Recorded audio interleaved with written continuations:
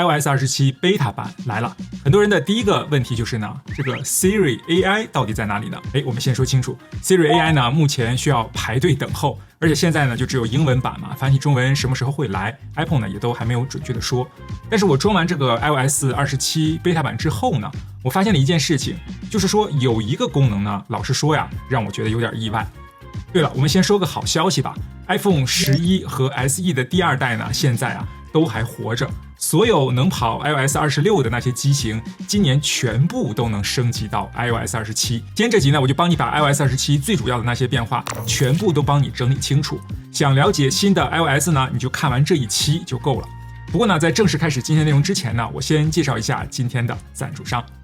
又到了每年的求職的旺季了，很多人都在想是不是該換一份工作了，甚至呢已經開始找一些新的學習的資源、線上的課程，劃一些職缺呀，投一些履歷呀，幾乎全部都是在這個網絡上完成的嘛。但是有一個細節呢，其實很多人沒有注意到，你填的那些資料、電話呀、email 啊、工作的經歷呀，其實很多呢都是很敏感的資訊了。很多人都是在咖啡廳或者是其他的公共 WiFi 上順手呢就投出去了，在這個公共網絡上傳這些東西啊，不是說一定會出事了，但是習慣性的保護一下呢，心裡還是會踏實一點的。所以我現在的習慣呢，就是只要我在外面上網登錄一些賬號，傳一些資料，我都會先把這個 NordVPN 給它開起來，它會幫助你把這個連線加密，就算在這個公共的網絡環境，資料呢也不容易被攔截。另外呢，像是有些國外的課程啊、資源呀、不同地區開放的內容呢，其實都是不太一樣的。那你切換一個地區之後呢，選擇呢就會多一些。那如果你平常都是在家用自己的網絡呢，那麼其實倒不一定非得開這個 VPN 了，但是只要你有在外面上網的習慣，那開一下呢就會安心很多。那如果你剛好有需要的話，鏈接我就放在下面了 nordvpn.com/PETERSUN， 或者在結賬的時候輸入一個優惠碼 PETERSUN， 訂閱2年方案呢再多送你4個月，還有就是最多可以同時保護10台裝置，也有30天退款的保證。好，先讓我從我最有感的一個地方開始吧，我要給你看一個對比。同一張照片，你看這個 iOS 26修了一次， iOS 27修了一次，然後三星的那個 S26 Ultra 修了一次，你就自己看這個結果吧，應該是很明顯了，對吧？ iOS 26的部分呢，我想把人物前面的這個杯子呀給它移除掉，結果呢，整個人的這個臉呢就都被修壞掉了，痕跡是非常的明顯的。三星的部分呢，人物確實是有保留，但是眼神呢看起來有點怪，不是太自然。然後 iOS 27的部分呢，人物也有完整的保留，而且呢，看起來呀，這個眼神好像是比三星要更自然那麼一點點。老實說呢，這個結果呢，其實是讓我有點意外的，因為過去幾年大家對這個修圖的印象呀，都是 Google 排第一，三星排第2，然後 Apple 就很落後了嘛。我不是說 Apple 這次就全面的碾壓，全面獲勝，但至少在這種場景下呢 ，iOS 27的表現真的比我的預期呢要好很多了。這個功能名字叫做 Clean Up， 之前也有，只不過現在呢才是真的好用了。不過今年的這個 Photo 呢，不只是 Clean Up 這一個功能升級而已，而且還帶來了2個全新的功能。第一個功能叫做 Extend， 你有沒有試過？就是你拍完一張照片回去之後呢，才發現，這個人物的左肩怎麼沒有拍進去啊？要是當時呢往右站一點就好了。這個 Extend 呢，其實就是在解決這種問題了。它可以用這個 AI 呢，把照片裡邊原本沒有拍到那些部分呢，給它補出來。我自己測試的時候呢，原本這個左肩就沒有進去嘛，然後延伸之後呢，左肩就補出來了，而且連背景的那個植物呀，也都一起給它補出來了。而且呢，它不是亂填的呀，它是有場景的邏輯在裡面的。它知道那個架子上應該會有什麼東西，然後它就去補了。不過有一個地方要注意的，就是延伸的範圍呢，如果太大的話呢，它就算不出來了。用在小範圍的補救呢，應該是沒問題的，效果是比較好的。這個 Extend 的功能呢，不止在 Photo 裡面有用了，其實啊，在鎖定畫面的那個桌布也是可以用的。你點進去那個 Customize， 然後找到那個 Extend Wallpaper， 它就可以幫你把整個的桌布呢往外延一大圈。第2個新的功能呢，叫做 Reframe 了。這個 Reframe 呢，是改變你看這張照片的角度，就好像呢，你當時拍照的時候站的位置不對，然後現在呢，可以重新再站一次，就是這種感覺。我測試的時候呢，就是後方呢原本是有一幅畫的嘛，只有一部分呢是在畫面裡面，然後 AI 判斷出那是一個方形的畫框，然後呢就把完整的畫框呢給它補出來了。人物的角度呢也可以調整，原本比如說是正面對着鏡頭的這個角度吧，它現在呢就可以讓它看起來稍微轉到側邊一點點。不過這個功能呢，其實是有一個限制的，就是它的這個人的膚色呀，還有一些臉部的細節呀，就是看起來有時候会有一點變化，並不是每次都像原本的照片那麼完美了。這3個功能表面上看起來是3個不同的工具，但是我覺得呢，它們其實都是在做同一件事情，就是用 AI 幫你把原本拍的不完美的照片、拍歪了的那些照片，給它救回来。它開始真的就是能夠看懂你照片裡到底有什麼了，也能夠猜準確到底應該補什麼了，知道哪裡是人，哪裡是背景，然後架子上應該有什麼東西，畫框是什麼形狀一類的。這跟以前那種就是盲目的填補呀，是完全不一樣的東西。最後有一個事情要提醒大家，這3個 AI 工具修改完之後的這些圖片呢，你在这個相簿裡面看到的就是修改之後的版本了。但是原图呢，其實並沒有刪掉，還是在的。你想要回去的話呢，你就只能點擊這個修好的照片，點擊編輯，然後回復原狀就好了。隨時呢，其實都是可以恢復的，不用擔心。不過我自己的習慣呢，就是手動呀，先給它複製一張，那這樣呢就更保險了嘛。Shortcut 捷徑這個功能你有用過嗎？我相信呀，知道的人應該是很多，但是真的有在用的呢，應該是很少的。因为以前你需要自己去排那個積木嘛，需要看什麼教學影片，實在是有點太麻煩了。所以很多人呢就知道它可能會很好用，但是就是從來沒有認真的去設定過。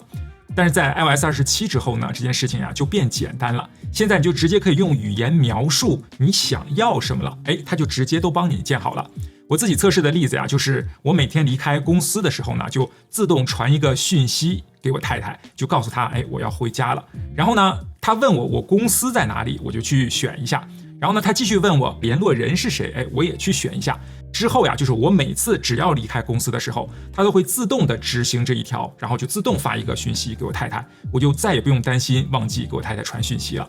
你可以想象一下，比如說你回到家裡面，你家的燈呢就自動的開起來了，然後上車以後自動的就會開啟一個去公司或者是回家的導航，開會的時候呢就會自動切換成那個勿擾模式。以前這些呢都需要我們自己去排積木才能做到的 shortcut 呀，現在你只要用一句話來描述一下就可以做好了。我認為這次呢可能就是會讓更多的人吧真的願意開始用這個功能了。你有沒有想過，你就直接跟這個 iPhone 說，幫我生成一張宇宙中的鯨魚的圖片，然後它就直接給你做出來了。iOS 27的這個影像樂園呀，現在就可以這樣做了。你就直接輸入文字的描述，什麼素材都不用給它，它就可以生成圖片了。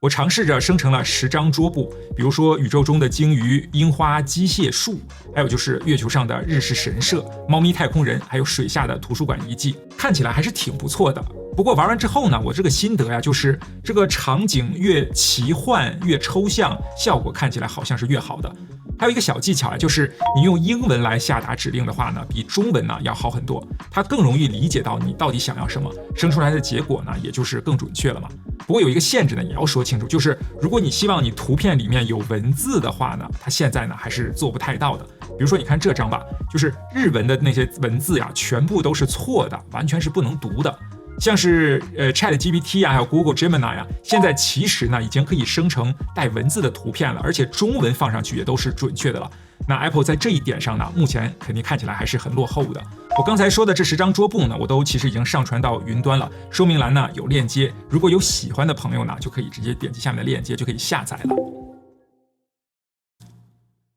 你有沒有盯過一個商品的頁面，然後你就一直給它重新整理刷新，然後就等着它補貨嘛？什麼演唱會的門票啦，限量的球鞋啦，還有什麼 Switch 2什麼補貨啦？那這種事情呢，你可能做過不止一次吧？現在 Safari 呢就可以幫你盯着這個頁面了。我測試的例子呢，就是我找到了這個 Apple 整修品商店的頁面嘛，然後 Apple TV 的整修品現在已經缺貨了，我就設定一個有貨來通知我。你可以選購是每天、每週或者是每個月來自動檢查一次，也可以指定具體的時間幾點去檢查，有變化之後呢，它就會通知你了。那種一直刷新頁面等待的事情呢，現在就不用你自己來做了。理論上也不只是 Apple 的產品了，其實任何的就是補貨呀、等待降價的頁面呀，你都是可以去試試看了。只不過呢，目前並不是所有的網站都支援這個功能，有些網站我測試了是沒有反應的。那這個呢，目前來說是正常現象。還有幾個改變了，我就快速的帶過吧。首先就是效能的部分。Apple 說了，這次的系統優化過後呢，這個系統底層的 CPU 的排程呢變了，所以說打開 APP 的速度啊，然後 AirDrop 的速度呀，還有就是拍拍完照片之後，這個照片出現在了你相簿裡面的這個速度呀，官方說呢都是有明顯的提升的。不過這些呢都是蘋果自己測試的數字嘛，實際感受能感受到多少呢？那這個呢就等我用一段時間之後呢再分享給大家吧。然后就是 Safari 的自动分頁群組，你有沒有遇到過這種就是開了很多的分頁，全部都給它混在一起？現在這個 Safari 呢，它會自動的幫你把相關的頁面整理成群組吧，就不需要你手動去給它們分類了。再來就是 Liquid Glass 的這個透明度的調整了。去年这個 iOS 26的半透明的這個界面呀，很多人反映就是太透明了，看不清楚。那這次蘋果呢就加了一個無極調整的一個滑桿，你可以自己決定到底要多少透明度。接下來這個呢，很多人應該都會有這個痛點了，就是以前這個鬧鐘和你的來電的鈴聲的音量呢是同一條，那現在呢你就可以分開去控制了，鈴聲調小，然後鬧鐘呢還是可以給它調到很大聲。那這兩件事情呢就終於不會互相的影響了。有的小工具呢現在支援一個全螢幕的超大尺寸的小工具了，像是天氣呢你就直接可以占滿整個的頁面。那喜歡一眼就看清楚很多內容的人呢，應該可以用到這個畫面。再來就是天氣 APP， 現在什麼降水啊，還有風速啊，這些資訊就移到了最上方了。以前呢，你要滑到很下面才能找得到，現在直接在上面呢就可以切換了，看起來呢就方便多了。最後就是如果你家裡有小朋友的話呢，今年就新增了兒童分级保護的控制了，在家庭共享裡面就可以找到了，可以協助家長吧，就是管理小孩的這個適齡的內容，還有就是瀏覽限制啊和使用的時間的限制啊。這些呢，就是 Apple 的官網呢有一個專門介紹的頁面，那有需要的朋友呢，其實可以去看一下。好，說到這裡 ，iOS 27目前能看到的改變呢，大概也就是這些了。像是 Siri AI 的部分呀，我其實已經在準備了，我的語言已經都切換好了，因為這一次只支援英文嘛。然後呢，這個 Waitlist 我也給它加入了，就差等一個批准我加入的那個通知了。那等到開放之後呢，我就馬上來測試，看看那些東西是到底真的現在我們就能做到，還是只有在發表會的舞台上才能成立的呢？還有那個就是 Siri 的聊天 APP 了，到底能不能取代我的 ChatGPT 或者是 Cloud 呢？